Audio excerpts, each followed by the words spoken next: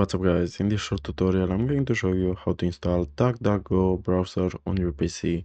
So the first thing that we have to do is to open Microsoft Store. So to do that, all we have to do is to click on Windows icon and we're going to search for Microsoft Store. As you can see, it's right here. So let's open it. Then again, we're going to the search bar, but this time on Microsoft Store, and we're going to search for DuckDuck browser. As you can see, it's right here. So let's click on it.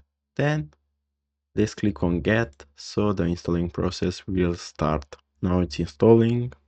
As you can see now, DuckDuckGo has been installed. So let's open it.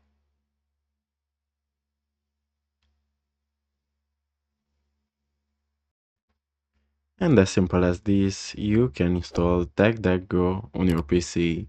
So guys, thank you for watching and don't forget to leave a like and subscribe to the channel.